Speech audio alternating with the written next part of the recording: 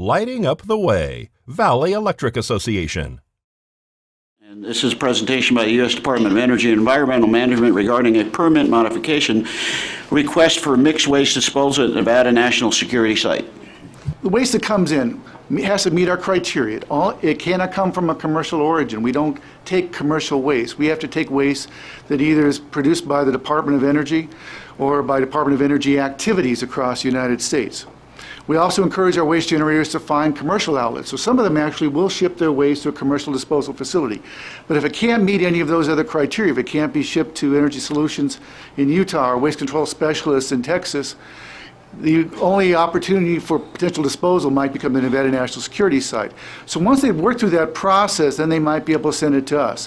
When we receive it, the first thing we do, and they show a cross-section of some of our waste stacks, is we'll put it in a particular location in our disposal cell. The disposal cells are generally about 20 feet excavated deep. The one that I'll show you in a few minutes later has additional attributes. We track exactly where the waste is put into it. Once we've filled that cell, we'll actually put an interim cap of additional 4 feet of soil on it.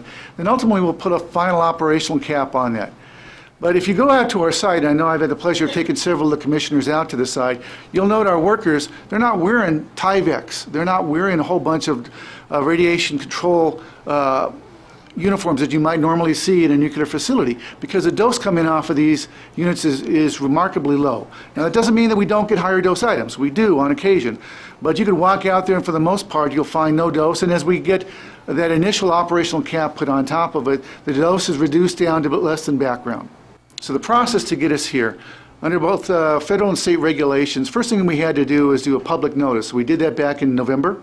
We then had a public meeting in December here in Prump, again to inform the public about what we're proposing to do here. So we were proposing to modify our permit. So we completed that process, then we were able to start, then the state of Nevada was able to start its process for review of our permit to make sure it was adequate. So they had a number of comments they provided to us and clarifications we provided. That then started their public comment period. That started on May 10th and it runs through June 23rd, so Friday of this week. And I'll talk a little bit about the comments we got a little bit later, but what happens kind of next. So if the public comment period with the state of Nevada ends on the 23rd, the state's then probably going to look at the substantive comments they've received, if any. I think so far there hadn't been any comments that have been received during this period, but we'll see what's actually received by the 23rd. Then they'll decide if they want to issue a modification to us that would authorize us to build it. And only if we were issued a modification to our permit would we be able to start the dirt work that would proceed with construction of it.